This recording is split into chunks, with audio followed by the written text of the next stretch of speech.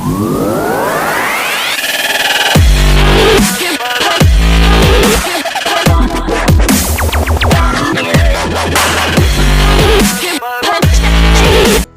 श्री अकाल, आदाब, नमस्कार, अस्सलाम वालेकुम। हरजिस टीवी ते तुहाडा सारिਆਂ ਦਾ मैं हरप्रीत कौर प्रोग्राम पेंडू विरसे ਦੀਆਂ ਗੱਲਾਂ ਬਾਤਾਂ ਵਿੱਚ स्वागत करदी ਹਾਂ। ਅੱਜ ਵੈਸੇ ਤਾਂ ਤੁਸੀਂ ਮੇਰਾ ਪਹਿਰਾਵਾ ਦੇਖ ਕੇ ਸਮਝ ਹੀ ਗਏ ਹੋਵੋਗੇ ਕਿ ਅੱਜ ਦਾ ਪ੍ਰੋਗਰਾਮ ਕਿਸ ਰਿਲੇਟਡ ਹੋ ਸਕਦਾ। ਜੀ ਹਾਂ, ਤੁਸੀਂ ਸਹੀ ਹੀ ਸਮਝਿਓ। ਅੱਜ ਦਾ ਪ੍ਰੋਗਰਾਮ ਕਹਿੰਦੇ ਬਾਗਾਂ ਦੇ ਵਿੱਚ ਮੋਰ ਬੋਲਦੇ, ਕਲੀਆਂ ਵਿੱਚ ਬਣਜਾਰੇ, ਛਮ ਛਮ ਛਮ ਛਮ ਪੈਣ ਫੁਹਾਰਾਂ, ਬਿਜਲੀ ਲਿਸ਼ਕਾਂ ਮਾਰੇ, ਖੁੱਲ ਕੇ ਨੱਚ ਲੈਣੀ ਸੌਣ ਸੈਨਤਾ ਮਾਰੇ, ਖੁੱਲ ਕੇ ਨੱਚ ਲੈਣੀ ਸੌਣ ਸੈਨਤਾ ਮਾਰੇ। ਸੌਣ ਮਹੀਨੇ ਦੀ ਚਾਨਣ ਪੱਖ ਦੀ ਤੀਜ ਨੂੰ ਮਨਾਇਆ ਜਾਂਦਾ ਤੀਆਂ ਦਾ ਤਿਉਹਾਰ, ਜਿਹਦਾ ਹਰ ਕੁੜੀ ਨੂੰ, ਚਾਹੇ ਉਹ ਵਿਆਹੀ ਹੋਵੇ ਕੁਆਰੀ ਹੋਵੇ, ਬਹੁਤ ਚਾਅ ਹੁੰਦਾ ਹੈ। जी हाँ, चानण पक्ष की तीज तो शुरू होंदा तीयां दा त्योहार पूर्णमाशी वाले दिन जाके संपूर्ण होंदा। अज असीं उसे बारे तुहाडे नाल कुछ जानकारी साझी करांगे। पहला असीं इस त्योहार दे पिछोकड़ ते झात मारीए। जे बहुत सारे सज्जणां दा, बहुत सारे विद्वानां दा इह कहना है कि इस त्योहार नूं मनाउणा नहीं चाहीदा। ये त्योहार है जिहड़ा ओह किसी गलत मकसद दे नाल शुरू होया सी। की सी वो गलत मकसद, उस बारे मैं तुहाडे नाल जिक्र जरूर करांगी। कहा जाता है कि औरंगजेब के समय, मुगल बादशाह औरंगजेब के समय दे विच जदों तीज का त्यौहार मनाया जाता सी ते उस त्यौहार दे विच पिंड दियां, इलाके दियां सारियां कुड़ियां जिहड़ियां मुटियारां, जवान हो रही कुड़ियां आके गिद्धा पाउंदियां सी, अपने नाच का प्रदर्शन करदियां सी। ਤਾਂ ਜਾਂ ਤਾਂ ਰਾਜਾ ਉੱਥੇ ਆ ਪਾਉਂਦਾ ਸੀ ਉਸ ਤਿਉਹਾਰ ਨੂੰ ਦੇਖਣ, ਉਸ ਨਾਚ ਨੂੰ, ਉਸ ਮੁਜਰੇ ਨੂੰ ਦੇਖਣ, ਜਾਂ ਫਿਰ ਉਹਦੇ ਅਹਿਲਕਾਰ, ਜਗੀਰਦਾਰ ਉੱਥੇ ਘੁੰਮਦੇ ਫਿਰਦੇ ਸੀ ਤੇ ਉਹਨਾਂ ਦੇ ਵਿੱਚੋਂ ਉਹ ਦੇਖ ਲੈਂਦੇ ਸੀ ਵੀ ਜਿਹੜੀ ਕੁੜੀ ਸਭ ਤੋਂ ਸੋਹਣਾ ਨੱਚਦੀ ਆ ਜਾਂ ਸਭ ਤੋਂ ਸੋਹਣੀ ਆ, ਹੁੰਦੜਹੀਲ ਆ, ਵਧੀਆ ਜਵਾਨ, ਉਸ ਕੁੜੀ ਨੂੰ ਲੈ ਕੇ ਉਹ ਰਾਜੇ ਦੇ ਪੇਸ਼ ਕਰ ਦਿੰਦੇ ਸੀ ਤੇ ਰਾਜਾ ਉਹਨੂੰ ਆਪਣੇ ਹਰਮ ਦੇ ਵਿੱਚ ਰੱਖ ਲੈਂਦਾ ਸੀ। ਇਸ ਦੇ ਨਾਲ ਹੀ ਜਿਹੜਾ ਹੌਲੀ ਹੌਲੀ ਫਿਰ ਲੋਕਾਂ ਨੇ ਆਪਣੀਆਂ ਕੁੜੀਆਂ ਨੂੰ, ਕੁਝ ਕੁ ਲੋਕ ਜਿਹੜੇ ਲਾਲਚੀ ਕਿਸਮ ਦੇ ਹੁੰਦੇ ਸੀਗੇ, ਉਹਨਾਂ ਨੇ ਆਪਣੀਆਂ ਕੁੜੀਆਂ ਨੂੰ ਵਧੀਆ ਖਵਾਉਣਾ ਪਿਲਾਉਣਾ ਸ਼ੁਰੂ ਕਰ ਦਿੱਤਾ ਤਾਂ ਕਿ ਉਹ ਵਧੀਆ ਚੰਗੀ ਹੁੰਦੜਹੀਲ ਹੋਵੇ। ਤੇ ਜਦੋਂ ਤੀਆਂ ਦਾ ਤਿਉਹਾਰ ਲੱਗੇ, ਜਦੋਂ ਉਹ ਨੱਚੇ ਉੱਥੇ ਜਾ ਕੇ, ਤਾਂ ਰਾਜਾ ਜਾਂ ਰਾਜੇ ਦੇ ਅਹਿਲਕਾਰ ਉਹਨੂੰ ਪਸੰਦ ਕਰਕੇ ਹਰਮ ਦੇ ਵਿੱਚ ਰੱਖਣ ਦੇ ਲਈ ਲੈ ਜਾਣ ਤੇ ਇਸ ਤਰ੍ਹਾਂ ਦੇ ਨਾਲ ਉਹਨਾਂ ਨੂੰ ਕੁਝ ਕੁ ਪੈਸੇ ਵੀ ਮਿਲਦੇ ਸੀਗੇ ਇਹਦੇ ਨਾਲ, ਤੇ ਨਾਲ ਹੀ ਉਹਨਾਂ ਨੂੰ ਇਦਾਂ ਲੱਗਦਾ ਸੀ ਵੀ ਰਾਜੇ ਦੇ ਹਰਮ ਦੇ ਵਿੱਚ ਸਾਡੀ ਕੁੜੀ ਹੋਊਗੀ ਤਾਂ ਰਾਜੇ ਦੇ ਨਾਲ ਸਾਡੀ ਰਿਸ਼ਤੇ ਦੀ ਇੱਕ ਨੇੜਤਾ ਹੋ ਜੂਗੀ। ਸੋ ਇਹ ਪਿਛੋਕੜ ਆ। ਪਰ ਮੈਨੂੰ ਲੱਗਦਾ ਹੁੰਦਾ ਵੀ ਜਿਹੜਾ ਮਕਸਦ ਤੇ ਮੰਤਵ ਇਸ ਤੀਜ ਨੂੰ ਮਨਾਉਣ ਦਾ, ਤੀਆਂ ਨੂੰ ਮਨਾਉਣ ਦਾ ਉਦੋਂ ਸੀਗਾ, ਉਹ ਅੱਜ ਨਹੀਂ ਹੈਗਾ। ਇਹ ਤਾਂ ਆਪਾਂ ਨੂੰ ਸਾਰਿਆਂ ਨੂੰ ਹੀ ਪਤਾ ਵੈਸੇ ਵੀ ਅੱਜ ਉਹ ਮੰਤਵ ਨਹੀਂ ਹੈਗਾ। ਇੱਕ ਗਲਤ ਮਕਸਦ ਦੇ ਨਾਲ, ਇੱਕ ਗਲਤ ਮੰਤਵ ਦੇ ਨਾਲ ਸ਼ੁਰੂ ਹੋਇਆ ਤਿਉਹਾਰ ਅੱਜ ਆਪਣਾ ਸਰੂਪ ਵੀ ਬਦਲ ਚੁੱਕਿਆ, ਆਪਣਾ ਮਕਸਦ ਵੀ ਬਦਲ ਚੁੱਕਿਆ ਤੇ ਆਪਣਾ ਮੰਤਵ ਵੀ ਬਦਲ ਚੁੱਕਿਆ, ਹੈ ਨਾ। ਪੁਰਾਣੇ ਵੇਲਿਆਂ ਦੇ ਵਿੱਚ ਦੂਜਾ ਕਾਰਨ, ਇੱਕ ਕਾਰਨ ਤਾਂ ਇਹਦਾ ਇਹ ਸੀਗਾ ਮਨਾਉਣ ਦਾ, ਜਾਂ ਕਿਹਾ ਜਾਂਦਾ ਹੈ ਕਿ ਇਹ ਤੀਜ ਮਨਾਉਣ ਦਾ ਇੱਕ ਕਾਰਨ ਇਹ ਸੀਗਾ ਕਿ ਬਾਦਸ਼ਾਹ ਵੱਲੋਂ ਉਹ ਤੀਜ ਦਾ ਤਿਉਹਾਰ ਜਿਹੜਾ ਉਹ ਪੂਰੀ ਤਰ੍ਹਾਂ ਨਾਲ ਆਰਗੇਨਾਈਜ਼ ਕੀਤਾ ਜਾਂਦਾ ਸੀਗਾ।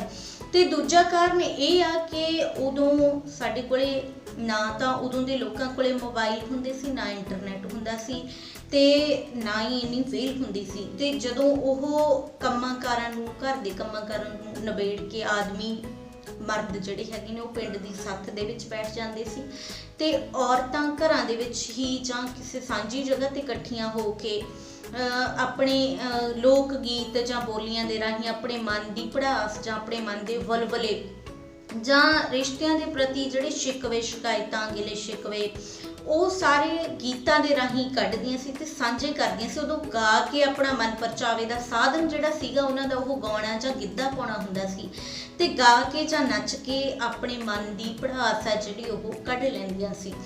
ਤੇ ਇਸ ਕਰਕੇ ਜਦੋਂ ਹੌਲੀ ਹੌਲੀ ਉਹ ਇਕੱਠੀਆਂ ਹੋਣ ਲੱਗੀਆਂ ਤੇ ਬੈਠ ਕੇ ਗੀਤ ਗਾਉਣ ਲੱਗੀਆਂ, ਨੱਚਣ ਗਾਉਣ ਲੱਗੀਆਂ, ਤਾਂ ਉਸ ਤੋਂ ਬਾਅਦ ਹੌਲੀ ਹੌਲੀ ਇਸ ਰਵਾਇਤ ਨੇ, ਇਕੱਠੀਆਂ ਹੋ ਕੇ ਬੈਠਣ ਦੀ, ਗਾਉਣ ਦੀ, ਨੱਚਣ ਦੀ ਰਵਾਇਤ ਨੇ ਇੱਕ ਤਿਉਹਾਰ ਦਾ ਰੂਪ ਧਾਰਨ ਕਰ ਲਿਆ ਤੇ ਉਸ ਨੂੰ ਤੀਜ ਦੇ ਤਿਉਹਾਰ ਦੇ ਵਜੋਂ ਮਨਾਇਆ ਜਾਣ ਲੱਗਿਆ।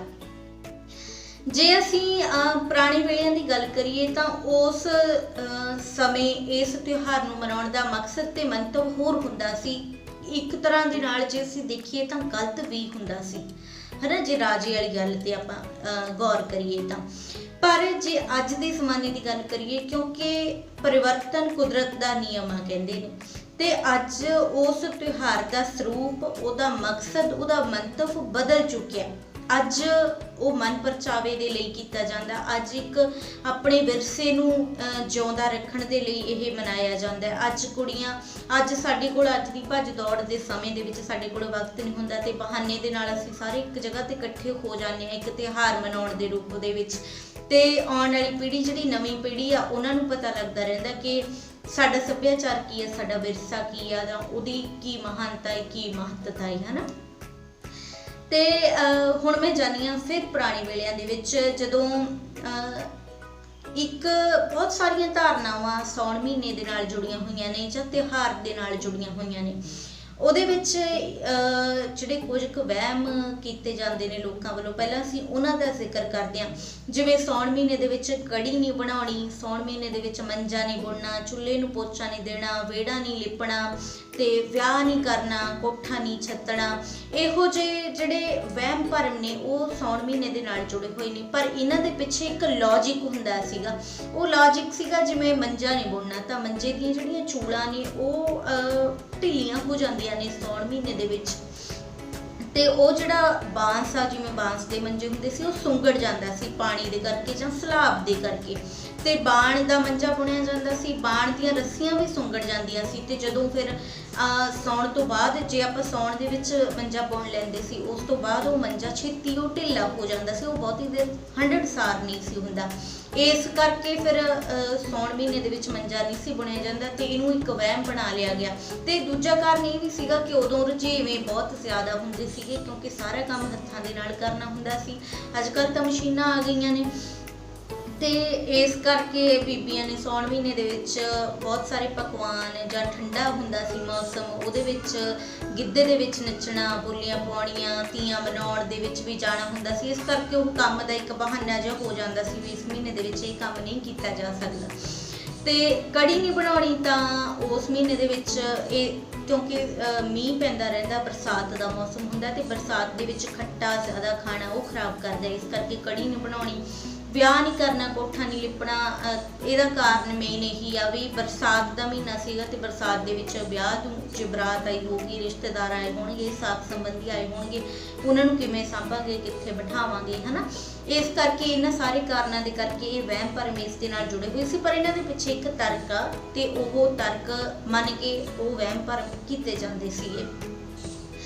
ਸੋ ਉਸ ਤੋਂ ਬਾਅਦ ਇੱਕ ਹੋਰ ਜਿਹੜਾ ਬਹੁਤ ਵੱਡਾ ਕਾਰਨ ਆ, ਉਹ ਮੈਨੂੰ ਅਸਲ 'ਚ ਪਿਛਲਾ ਜਦੋਂ ਅਸੀਂ ਪ੍ਰੋਗਰਾਮ ਕੀਤਾ ਗੰਢਾਂ ਦੇਣ ਵਾਲਾ, ਤਾਂ ਇੱਕ ਸ਼ਾਇਦ ਭੈਣ ਕੁਲਜੀਤ ਕੌਰ ਨੇ ਕਮੈਂਟ ਕੀਤਾ ਸੀ ਕਿ ਭੈਣੇ ਇਸ 'ਤੇ ਪ੍ਰੋਗਰਾਮ ਜ਼ਰੂਰ ਕਰਿਓ ਕਿ ਸਾਉਣ ਮਹੀਨੇ ਦੇ ਵਿੱਚ ਕੁੜੀਆਂ ਆਪਣੀ ਸੱਸ ਦਾ ਮੂੰਹ ਕਿਉਂ ਨਹੀਂ ਦੇਖਦੀਆਂ।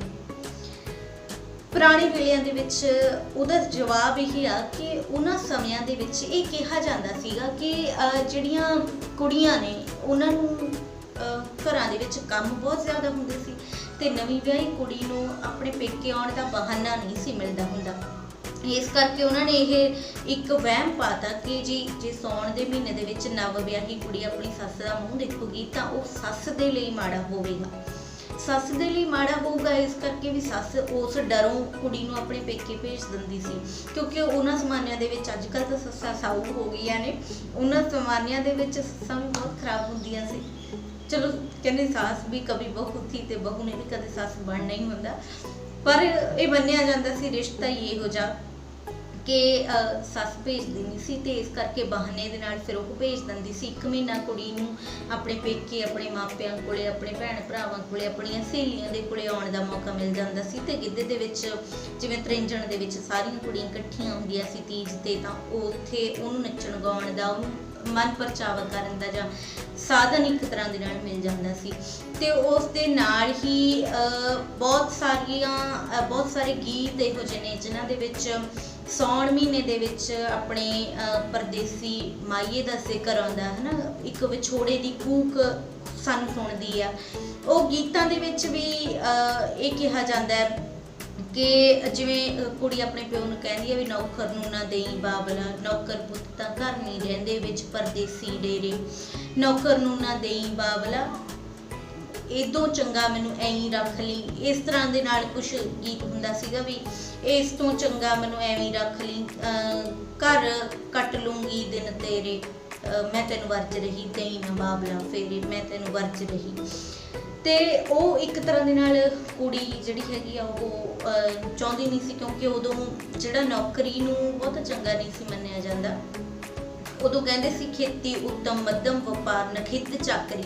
ਉਦੋਂ ਚਾਕਰੀ ਨੂੰ ਨੌਕਰੀ ਨੂੰ ਨਖਿੱਧ ਮੰਨਿਆ ਜਾਂਦਾ ਸੀ, ਸਭ ਤੋਂ ਹੇਠਲਾ ਕਿੱਤਾ ਮੰਨਿਆ ਜਾਂਦਾ ਸੀ। ਤੇ ਦੂਜਾ ਕਾਰਨ ਇਹ ਵੀ ਸੀਗਾ ਵੀ ਘਰਾਂ ਦੇ ਵਿੱਚ ਕੁੜੀ ਨੂੰ ਇਕੱਲੀ ਰਹਿਣਾ ਪੈਂਦਾ ਸੀ, ਉਹਦਾ ਮਾਹੀ ਕਿੰਨੇ ਸਾਲ ਜਾਂ ਕਿੰਨੇ ਮਹੀਨੇ ਘਰੇ ਨਹੀਂ ਸੀ ਆਉਂਦਾ। ਇਸ ਕਰਕੇ ਉਹ ਕੋਇਲ ਦੇ ਰਾਹੀਂ ਵੀ ਕਹਿੰਦੀ ਹੈ ਕਿ ਕੋਇਲ ਦੀ ਕੂਕ ਜਦੋਂ ਅਸੀਂ ਸੁਣਦੇ ਹਾਂ, ਕੋਇਲ ਦੀ ਆਵਾਜ਼ ਜਦੋਂ ਅਸੀਂ ਸੁਣਦੇ ਹਾਂ, ਉਹਦੇ ਵਿੱਚ ਬਿਰਹਾ ਦੀ ਆਵਾਜ਼ ਆਉਂਦੀ ਆ, ਉਹਦੇ ਵਿੱਚ ਇੱਕ ਵਿਛੋੜੇ ਦੀ ਤੜਪ ਸਾਨੂੰ ਸੁਣਾਈ ਦਿੰਦੀ ਆ। ਤਾਂ ਇਸ ਕਰਕੇ ਉਹ ਕਹਿੰਦੀ ਕੋਇਲਾਂ ਕੂਕਦੀਆਂ ਕਿਤੋਂ ਬੋਲ ਵੇ ਚੰਦਰਿਆ ਕਾਂ।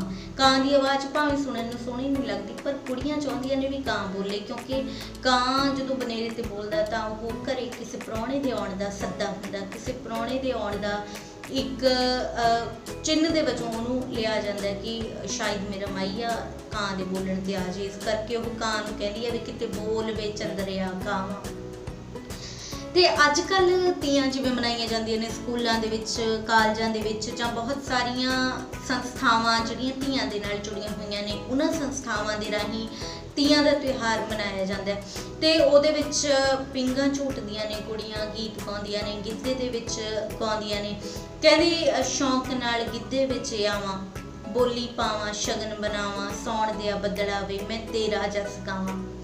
ਤੇ ਇਸ ਦੇ ਨਾਲ ਹੀ ਸੌਣ ਮਹੀਨੇ ਦਾ ਗਿੱਧਾ ਜਿਹੜਾ ਉਹ ਬਹੁਤ ਮਸ਼ਹੂਰ, ਹੁਣ ਵੀ ਮਸ਼ਹੂਰ ਹੈ ਤੇ ਮਸ਼ਹੂਰ ਹੁੰਦਾ ਵੀ ਸੀ। ਫੜੂਹਾ ਜਿਹੜਾ ਹੈਗਾ ਉਹਦੇ ਵਿੱਚ ਇੱਕ ਮੁਟਿਆਰ ਨੱਚਦੀ ਸੀ ਤੇ ਇੰਨੇ ਜ਼ੋਰ ਨਾਲ ਨੱਚਦੀ ਸੀ ਵੀ ਇਸ ਤਰ੍ਹਾਂ ਲੱਗਦਾ ਸੀ ਵੀ ਧਰਤੀ ਜਿਹੜੀ ਆ ਉਹ ਕੰਬ ਉੱਠਦੀ ਸੀ ਉਹਦੇ ਨੱਚਣ ਦੇ ਨਾਲ। ਫੜੂਹਾ ਗਿੱਧੇ ਦੀ ਜਿਹੜੀ ਸਿਖਰ ਅਵਸਥਾ ਹੁੰਦੀ ਆ ਉਹਨੂੰ ਅਸੀਂ ਕਹਿੰਦੇ ਹਾਂ। ਤੇ ਸੌਣ ਮਹੀਨੇ ਦੇ ਵਿੱਚ ਬਹੁਤ ਸਾਰੇ ਪਕਵਾਨ ਪਕਵਾਏ ਜਾਂਦੇ ਨੇ, ਜਿਹਦੇ ਵਿੱਚ ਪੂੜੇ, ਖੀਰ ਪੂੜੇ ਇੱਕ ਜਿਹੜਾ ਹੈਗਾ ਮੇਨ ਇਸ ਮਹੀਨੇ ਦਾ ਤਿਉਹਾਰ, ਇਸ ਮਹੀਨੇ ਦਾ ਪਕਵਾਨ ਹੈ। ਤੇ ਬਹੁਤ ਸਾਰੀਆਂ ਵਿਆਹੀਆਂ ਕੁੜੀਆਂ ਜਿਹੜੀਆਂ ਨੇ ਉਹ ਆਪਣੇ ਵੀਰ ਦੀ ਉਡੀਕ ਕਰਦੀਆਂ ਨੇ ਕਿ ਉਹਦਾ ਵੀਰ ਉਹਨੂੰ ਲੈਣ ਆਊਗਾ। ਕਈ ਵਾਰ ਸੱਸਾਂ ਦੇ ਨਾਲ ਉਹਨਾਂ ਦੀ ਅਣਬਣ ਵੀ ਹੋ ਜਾਂਦੀ ਹੈ ਇਸ ਗੱਲੋਂ, ਤੇ ਸੱਸ ਉਹਨੂੰ ਤਾਨਾ ਦਿੰਦੀ ਹੈ, ਕਹਿੰਦੀ ਤੈਨੂੰ ਸੌਣ ਨੂੰ, ਤੈਨੂੰ ਤੀਆਂ ਤੇ ਲੈਣ ਨਾ ਆਏ ਨਹੀਂ ਬਹੁਤਿਆਂ ਭਰਾਵਾਂ ਵਾਲੀਏ। ਤੇ ਫਿਰ ਉਹ ਕੁੜੀ ਵੀ ਆਪਣੀ ਮਾਂ ਨੂੰ ਚਿੱਠੀਆਂ ਰਾਹੀਂ ਕਹਿੰਦੀ ਆ ਜਾਂ ਗੀਤਾਂ ਰਾਹੀਂ ਕਹਿੰਦੀ ਆ ਕਿ ਮੇਰੇ ਛੋਟੇ ਵੀਰ ਨੂੰ ਮੈਨੂੰ ਲੈਣ ਦੇ ਲਈ ਭੇਜ। ਆਪਣੇ ਵੀਰ ਨੂੰ ਉਡੀਕਦੀ ਇੱਕ ਮੁਟਿਆਰ ਆਪਣੇ ਵੀਰ ਦੀ ਉਡੀਕ ਕਰਦੀ ਆ, ਕਹਿੰਦੀ ਹੱਥ ਛਤਰੀ ਨਹਿਰ ਦੀ ਪਟੜੀ, ਉਹ ਮੇਰਾ ਵੀਰ ਕੁੜੀਓ। ਜਦੋਂ ਵੀਰ ਆਉਂਦਾ ਦਿਖਦਾ ਤਾਂ ਉਹਨੂੰ ਬਹੁਤ ਚਾਅ ਚੜ ਜਾਂਦਾ। ਤੇ ਇਸ ਤਰੀਕੇ ਦੇ ਨਾਲ ਹੀ ਜਿਹੜੀ ਜਦੋਂ ਸੱਸ ਵੀਰ ਘਰੇ ਆ ਜਾਂਦਾ ਤੇ ਪੁਰਾਣੇ ਜ਼ਮਾਨੇ ਦੀਆਂ ਜਿਹੜੀਆਂ ਸੱਸਾਂ ਹੁੰਦੀਆਂ ਸੀ ਉਹ, ਕਿਉਂਕਿ ਗੁੜ ਵਰਤਿਆ ਜਾਂਦਾ ਸੀ ਘਰ ਦੇ ਵਿੱਚ, ਚੀਨੀ ਵਗੈਰਾ ਲੁਕੋ ਕੇ ਰੱਖ ਲਈ ਜਾਂਦੀ ਸੀ, ਜਾਂ ਦੁੱਧ ਬਹੁਤ ਕੀਮਤੀ ਰਤਨ ਮੰਨਿਆ ਜਾਂਦਾ ਸੀ ਦੁੱਧ ਦਾ ਦੇਣਾ, ਹੈ ਨਾ। ਤਾਂ ਉਦੋਂ ਜਿਵੇਂ ਕੁੜੀ ਆਪਣੀ ਸੱਸ ਨੂੰ ਤਾਨੇ ਦਿੰਦੀ ਆ ਕਿ ਮੇਰੇ ਵੀਰ ਨੂੰ ਸੁੱਕੀ ਖੰਡ ਪਾਈ ਸੱਸੇ ਦੀ ਤੇਰੀ ਮੈਂ ਮਰ ਜੇ। ਮਤਲਬ ਉਹ ਕਿਸੇ ਤਰੀਕੇ ਗੀਤਾਂ ਦੇ ਰਾਹੀਂ ਉਹ ਆਪਣੀ ਭੜਾਸ ਕੱਢ ਲੈਂਦੀ ਸੀ ਆਪਣੀ ਸੱਸ ਨੂੰ। ਜਦੋਂ ਸੱਸ ਕੁੜੀ ਦੇ ਭਰਾ ਨੂੰ ਕੋਈ ਗਾਲ ਕੱਢਦੀ ਆ ਤਾਂ ਉਹ ਕਹਿੰਦੀ ਸੁਣਨੀ ਸੱਸੇ ਐਤਵਾਰੀਏ ਵਾਰ-ਵਾਰ ਸਮਝਾਵਾਂ, ਜਿਹੜਾ ਤੇਰਾ ਲੀਰ ਪਰਾਂਦਾ ਸੰਦੂਕ ਸਣੇ ਅੱਗ ਲਾਵਾਂ, ਜਿਹੜੀ ਤੇਰੀ ਭੋਰਾ ਪੰਜੀਰੀ ਵਿਹੜੇ ਵਿੱਚ ਖੰਡਾਵਾਂ, ਗਾਲ ਭਰਾਵਾਂ ਦੀ ਮੈਂ ਮੁੜ ਕੇ ਸੁਣ ਨਾ ਪਾਵਾਂ, ਗਾਲ ਭਰਾਵਾਂ ਦੀ ਮੈਂ ਮੁੜ ਕੇ ਕਦੇ ਨਾ ਖਾਵਾਂ। ਆਪਣੇ ਭਰਾ ਦੇ ਨਾਲ ਪਿਆਰ ਕੁੜੀ ਦਾ। ਤੇ ਸੌਣ ਮਹੀਨੇ ਦੇ ਵਿੱਚ ਜਦੋਂ ਪੂਰਨਮਾਸ਼ੀ ਵਾਲੇ ਦਿਨ ਹਾਂ, ਜਦੋਂ ਪੂਰਨਮਾਸ਼ੀ ਵਾਲੇ ਦਿਨ ਤੀਜ ਤੋਂ ਸ਼ੁਰੂ ਹੁੰਦਾ ਹੈ ਇਹ ਤਿਉਹਾਰ ਤੇ ਪੂਰਨਮਾਸ਼ੀ ਵਾਲੇ ਦਿਨ ਇਹ ਤਿਉਹਾਰ ਖਤਮ ਹੁੰਦਾ ਹੈ। ਉਸ ਦਿਨ ਤੋਂ ਬਾਅਦ ਜਦੋਂ ਕੁੜੀ ਆਪਣੇ ਸਹੁਰੇ ਜਾਂਦੀ ਹੈ ਜਾਂ ਉਸ ਦਿਨੇ ਜਾਂਦੀ ਹੈ ਤਾਂ ਮਾਪਿਆਂ ਵੱਲੋਂ ਕੁੜੀ ਨੂੰ ਸੰਧਾਰਾ ਦਿੱਤਾ ਜਾਂਦਾ ਹੈ। ਤੀਆਂ ਦਾ ਸੰਧਾਰਾ, ਸਾਉਣ ਦਾ ਸੰਧਾਰਾ ਉਸ ਦਿਨ ਕਿਹਾ ਜਾਂਦਾ। ਅੱਜ ਕੱਲ੍ਹ ਉਹਦੇ ਵਿੱਚ ਬਿਸਕੁਟ ਦਿੱਤੇ ਜਾਂਦੇ ਨੇ ਤੇ ਪੁਰਾਣੇ ਜ਼ਮਾਨਿਆਂ ਦੇ ਵਿੱਚ ਸੰਧਾਰਿਆਂ ਦੇ ਵਿੱਚ ਪਤਾਸੇ, ਖੰਡ ਵਗੈਰਾ ਵੀ ਹੁੰਦੀ ਸੀ ਤੇ ਘਿਓਰ ਹੁੰਦੇ ਸੀ। ਜਿਹੜਾ ਘਿਓਰ ਆ ਉਹ ਸਾਉਣ ਮਹੀਨੇ ਦਾ ਖਾਸ ਮਠਿਆਈ ਮੰਨੀ ਜਾਂਦੀ ਸੀ ਸੰਧਾਰੇ ਦੀ। ਅੱਜ ਕੱਲ੍ਹ ਬਿਸਕੁਟ ਕਰਾ ਕੇ ਬਿਸਕੁਟਾਂ ਦਾ ਪੀਪਾ ਕੁੜੀਆਂ ਨੂੰ ਭੇਜਿਆ ਜਾਂਦਾ ਹੈ ਨਾ। ਤਾਂ ਸੰਧਾਰੇ ਦੇ ਵਿੱਚ ਮੱਠੀਆਂ ਵੀ ਹੁੰਦੀਆਂ ਸੀਗੀਆਂ, ਗੁਲਗੁਲੇ ਵੀ ਹੁੰਦੇ ਸੀ ਪੁਰਾਣੇ ਜ਼ਮਾਨਿਆਂ ਦੇ ਵਿੱਚ। ਅੱਜ ਕੱਲ੍ਹ ਤਾਂ ਅਸੀਂ ਲੱਡੂਆਂ ਦਾ ਡੱਬਾ ਵੀ ਦੇ ਆਉਂਦੇ ਹਾਂ, ਬਿਸਕੁਟ ਵੀ ਦੇ ਆਉਂਦੇ ਹਾਂ, ਪਰ ਪੁਰਾਣੇ ਜ਼ਮਾਨਿਆਂ ਦੇ ਵਿੱਚ ਇਸ ਤਰ੍ਹਾਂ ਹੁੰਦਾ ਸੀ। ਤੇ ਇੱਕ ਹੋਰ ਜਿਹੜੀ ਰਸਮ ਆ ਉਹ ਕਿ ਜਦੋਂ ਪਹਿਲਾ ਸੰਧਾਰਾ ਆਉਣਾ ਹੁੰਦਾ ਸੀ ਵਿਆਹ ਤੋਂ ਬਾਅਦ, ਨਵੀਂ ਵਿਆਹੀ ਮੁਟਿਆਰ ਦਾ ਜਿਹੜਾ ਪਹਿਲਾ ਸੰਧਾਰਾ ਆਉਂਦਾ ਸੀ ਉਹ ਸਹੁਰਿਆਂ ਵੱਲੋਂ ਦਿੱਤਾ ਜਾਂਦਾ ਸੀ। ਅੱਜ ਕੱਲ੍ਹ ਵੀ ਇਸੇ ਤਰ੍ਹਾਂ ਕੀਤਾ ਜਾਂਦਾ ਕਿਉਂਕਿ ਕੁੜੀ ਪੇਕੇ ਆਈ ਹੁੰਦੀ ਹੈ ਤੇ ਪਿੱਛੋਂ ਫਿਰ ਸਹੁਰਿਆਂ ਵੱਲੋਂ ਸੰਧਾਰੇ ਦੇ ਵਿੱਚ ਮਠਿਆਈ, ਕੱਪੜੇ, ਕੋਈ ਨਾ ਕੋਈ ਗਹਿਣਾ ਪਾ ਕੇ ਉਹ ਆਪਣੀ ਨੂੰਹ ਦੇ ਲਈ ਉਹਦੇ ਪੇਕੇ ਦੇ ਕੇ ਆਉਂਦੇ ਸੀ। ਪਹਿਲਾ ਸੰਧਾਰਾ ਸਹੁਰਿਆਂ ਵੱਲੋਂ ਹੁੰਦਾ ਤੇ ਬਾਕੀ ਸਾਰੇ ਸੰਧਾਰੇ ਨੇ ਜਿਹੜੇ ਉਹ ਪੇਕਿਆਂ ਵੱਲੋਂ ਦਿੱਤੇ ਜਾਂਦੇ ਨੇ। ਅਲੱਗ-ਅਲੱਗ ਇਲਾਕਿਆਂ ਦੇ ਵਿੱਚ ਅਲੱਗ-ਅਲੱਗ ਰਿਵਾਜ ਹੋ ਸਕਦੇ ਨੇ, ਪਰ ਬਹੁਤ ਸਾਰੇ ਇਲਾਕਿਆਂ ਦੇ ਵਿੱਚ ਇਹ ਰਿਵਾਜ ਆ ਕਿ ਪਹਿਲਾ ਸੰਧਾਰਾ ਸਹੁਰਿਆਂ ਵੱਲੋਂ ਹੀ ਆਉਂਦਾ। ਤੇ ਮਾਰਵਾੜੀ ਜਿਹੜੇ ਪਰਿਵਾਰ ਨੇ ਉਹਨਾਂ ਦੇ ਵਿੱਚ ਇਹ ਰਸਮ ਇਸ ਤਰ੍ਹਾਂ ਹੈ ਵੀ ਉੱਥੇ ਸੰਧਾਰਾ ਦਿੱਤਾ ਜਾਂਦਾ ਜਦੋਂ ਪੱਕ ਠੱਕ ਕਰਨੀ ਹੋਵੇ। ਜਦੋਂ ਇੱਕ ਰਿਸ਼ਤਾ ਪੱਕਾ ਕਰਨਾ ਹੋਵੇ ਤਾਂ ਮੁੰਡੇ ਵਾਲੇ ਕੁੜੀ ਵਾਲਿਆਂ ਦੇ ਘਰੇ ਸੰਧਾਰਾ ਲੈ ਕੇ ਆਉਂਦੇ ਨੇ। ਉਹਦੇ ਵਿੱਚ ਚੁੰਨੀ, ਫੁਲਕਾਰੀ, ਸੂਟ, ਮਠਿਆਈ ਵਗੈਰਾ ਹੁੰਦੀ ਆ ਤੇ ਜਦੋਂ ਉਹ ਕੁੜੀ ਨੂੰ ਸੰਧਾਰਾ ਦੇ ਦਿੰਦੇ ਨੇ ਤਾਂ ਉਹ ਰਿਸ਼ਤਾ ਪੱਕਾ ਸਮਝ ਲਿਆ ਜਾਂਦਾ ਤੇ ਕੁੜੀ ਵਾਲੇ ਫਿਰ ਜਾ ਕੇ ਮੁੰਡੇ ਦੇ ਟਿੱਕਾ ਲਾਏ ਆਉਂਦੇ ਨੇ। ਮਾਰਵਾੜੀ ਪਰਿਵਾਰਾਂ ਦੇ ਵਿੱਚ ਇਸ ਤਰ੍ਹਾਂ ਦੇ ਨਾਲ ਹੁੰਦਾ। ਤੇ ਉਸ ਤੋਂ ਬਾਅਦ ਜਦੋਂ ਪੂਰਨਮਾਸ਼ੀ ਵਾਲੇ ਦਿਨ ਜਦੋਂ ਗਿੱਧਾ ਪਾ ਕੇ ਪੂਰਨਮਾਸ਼ੀ ਵਾਲੇ ਦਿਨ ਜਦੋਂ ਜਿਹੜਾ ਤੀਜ ਦਾ ਤਿਉਹਾਰ ਆਪਣੀ ਸੰਪੂਰਨਤਾ ਵੱਲ ਜਾਂਦਾ ਤਾਂ ਕੁੜੀਆਂ ਨੇ ਆਪਣੇ ਸਹੁਰੇ ਜਾਣਾ ਹੁੰਦਾ ਤਾਂ ਉਹ ਕਹਿੰਦੀਆਂ, ਜਦੋਂ ਉਹ ਗਾਉਂਦੀਆਂ ਨੇ ਤਾਂ ਉਹ ਆਪਣੇ ਪੇਕਿਆਂ ਦੇ ਵਿੱਚ ਆਪਣੇ ਬਾਬੇ ਦੀ ਨਗਰੀ, ਆਪਣੇ ਬਾਵਲ ਦੀ ਨਗਰੀ ਦੀ ਸੁੱਖ ਮੰਗਦੀਆਂ। ਕਹਿੰਦੀਆਂ ਨੇ, ਸੁੱਖ ਵਸਦੀ ਵੇ ਬਾਬਾ ਤੁਹਾਡੀ ਨਗਰੀ ਜੀ, ਸੁੱਖ ਵਸਦੀ ਤੁਹਾਡੀ ਨਗਰੀ, ਤੁਹਾਡੇ ਹੱਥ ਕਟੋਰਾ, ਤੁਹਾਡੇ ਮੁਖ ਜਲੇਬੀ, ਤੁਹਾਡੇ ਸਿਰ ਪਰ ਕਲਗੀ ਸਜਦੀ ਜੀ, ਸੁੱਖ ਵਸਦੀ ਬਾਬਾ ਤੁਹਾਡੀ ਨਗਰੀ, ਸੁੱਖ ਵਸਦੀ ਜੀ। ਤੇ ਫਿਰ ਇਸ ਦੇ ਨਾਲ ਹੀ ਉਹ ਕਹਿੰਦੀ ਆ, ਖੜੋਤੀ ਕੁੜੀਏ ਚੁੱਕ ਲਿਆ ਸੜਕ ਤੋਂ ਪਾਈਏ, ਮਾਪਿਓ ਵੇ ਤੁਹਾਡੇ ਰਾਜ ਦੇ ਉੱਤੋਂ ਅਸੀਂ ਖੇਡ ਕੇ ਘਰਾਂ ਨੂੰ ਜਾਈਏ, ਮਾਪਿਓ ਵੇ ਤੁਹਾਡੇ ਰਾਜ ਦੇ ਉੱਤੋਂ ਅਸੀਂ ਖੇਡ ਕੇ ਘਰਾਂ ਨੂੰ ਜਾਈਏ। ਇਸ ਦੇ ਨਾਲ ਹੀ ਜਿਹੜਾ ਇੱਕ ਹੋਰ ਗੀਤ ਮਾਪਿਆਂ ਦੇ ਘਰੋਂ ਜਾਣ ਵੇਲੇ ਕੁੜੀ ਗਾਉਂਦੀ ਆ, ਉਹ ਕਹਿੰਦੀ ਹੈ ਕਿ ਵਿਛੜੀਆਂ ਕੁੰਜਾਂ ਜਾਂ ਚੜੀਆਂ ਆਕਾਸ਼ ਨੂੰ, ਰੋਵੇਂਗੀ ਜਿੰਦੇ ਨੀ ਇਹਨਾਂ ਮਾਪਿਆਂ ਵਾਲੇ ਰਾਜ ਨੂੰ। ਇਸ ਤਰ੍ਹਾਂ ਦੇ ਨਾਲ ਇਹ ਤੀਆਂ ਦਾ ਤਿਉਹਾਰ ਆਪਣੀ ਸੰਪੂਰਨਤਾ ਵੱਲ ਵੱਧਦਾ। ਬਹੁਤ ਸਾਰੇ ਲੋਕ ਅੱਜ ਕੱਲ੍ਹ ਕਹਿੰਦੇ ਨੇ ਕਿ ਇਹ ਤਿਉਹਾਰ ਮਨਾਉਣਾ ਨਹੀਂ ਚਾਹੀਦਾ, ਪਰ ਮੈਨੂੰ ਇਸ ਤਰ੍ਹਾਂ ਲੱਗਦਾ ਹੁੰਦਾ। ਤੁਹਾਡੀ ਕੀ ਰਾਏ ਆ ਇਸ ਬਾਰੇ? ਤੁਸੀਂ ਇਤਿਹਾਸ ਵੀ ਸੁਣ ਲਿਆ ਜਾਂ ਇਸ ਤਿਉਹਾਰ ਨੂੰ ਸ਼ੁਰੂ ਕਿੱਥੋਂ ਹੋਇਆ ਸੀ? ਇੱਕ ਪੱਖ ਉਹਦਾ ਜਦੋਂ ਔਰੰਗਜ਼ੇਬ ਤੋਂ ਸ਼ੁਰੂ ਹੋਇਆ ਸੀ ਉਹ ਵੀ ਤੁਸੀਂ ਸੁਣ ਲਿਆ, ਤਾਂ ਤੁਸੀਂ ਕੀ ਸੋਚਦੇ ਹੋ ਕਿ ਇਸ ਤਿਉਹਾਰ ਨੂੰ ਮਨਾਉਣਾ ਚਾਹੀਦਾ ਜਾਂ ਨਹੀਂ? ਇਸ ਬਾਰੇ ਤੁਸੀਂ ਆਪਣਾ ਜਵਾਬ ਕਮੈਂਟ ਬਾਕਸ ਦੇ ਵਿੱਚ ਦੇਣਾ। ਪਰ ਮੈਨੂੰ ਇੱਦਾਂ ਲੱਗਦਾ ਹੁੰਦਾ ਕਿ ਇੱਕ ਮਿਲਣ ਦਾ, ਇੱਕ ਇਕੱਠੇ ਹੋਣ ਦਾ, ਰਲ ਮਿਲ ਕੇ ਗਾਉਣ ਦਾ, ਨੱਚਣ ਦਾ, ਮਨ ਪਰਚਾਵੇ ਦਾ ਸਾਧਨ ਜਿਹੜਾ ਤੀਆਂ ਨੂੰ ਬਣਾਇਆ ਗਿਆ ਅੱਜ ਕੱਲ੍ਹ ਤੀਆਂ ਤੇ ਉਹ ਸਾਰਾ ਕੁਝ ਹੋ ਜਾਂਦਾ ਤੇ ਵਿਛੜੀਆਂ ਸਹੇਲੀਆਂ ਮਿਲ ਜਾਂਦੀਆਂ ਨੇ। ਤੇ ਕਹਿੰਦੀ, ਸੌਣ ਵੀਰ ਇਕੱਠੀਆਂ ਕਰੇ, ਭਾਦੋਂ ਚੰਦਰੀ ਵਿਛੋੜੇ ਪਾਵੇ। ਸੌਣ ਮਹੀਨੇ ਦਾ ਜ਼ਿਕਰ ਇਸ ਤਰ੍ਹਾਂ ਵੀ ਗੀਤਾਂ ਦੇ ਵਿੱਚ ਆਉਂਦਾ, ਸੌਣ ਮਹੀਨੇ ਦਾ ਜਸ ਇਸ ਤਰ੍ਹਾਂ ਵੀ ਗਾਇਆ ਜਾਂਦਾ ਤੇ ਆਪਣੀ ਸਾਥ ਸਹੇਲੀਆਂ ਨੂੰ, ਆਪਣੇ ਮਾਪਿਆਂ ਨੂੰ, ਭੈਣਾਂ ਭਰਾਵਾਂ ਨੂੰ ਕੁੜੀਆਂ ਮਿਲ ਲੈਂਦੀਆਂ ਨੇ ਉਸ ਬਹਾਨੇ ਦੇ ਨਾਲ। ਤਾਂ ਇਹ ਇੱਕ ਚੰਗਾ ਵੀ ਹੈ। ਇਸ ਤਰੀਕੇ ਦੇ ਨਾਲ ਬੱਚਿਆਂ ਨੂੰ ਵਿਰਸੇ ਬਾਰੇ ਜਾਣਕਾਰੀ ਮਿਲਦੀ ਆ, ਬਹੁਤ ਸਾਰੀਆਂ ਚੀਜ਼ਾਂ, ਬਹੁਤ ਸਾਰੀਆਂ ਪੁਰਾਣੀਆਂ ਰਵਾਇਤਾਂ ਦੇ ਬਾਰੇ ਵਿੱਚ ਸਾਨੂੰ ਜਾਣਕਾਰੀ ਮਿਲਦੀ ਹੈ ਜੇਕਰ ਅਸੀਂ ਇਸ ਤਰ੍ਹਾਂ ਤਿਉਹਾਰ ਮਨਾਉਂਦੇ ਹਾਂ। ਬਾਕੀ ਤੁਸੀਂ ਕੀ ਸੋਚਦੇ ਹੋ? ਤੁਸੀਂ ਆਪਣਾ ਜਵਾਬ ਕਮੈਂਟ ਬਾਕਸ ਦੇ ਵਿੱਚ ਜ਼ਰੂਰ ਦੇਣਾ। ਰੱਬ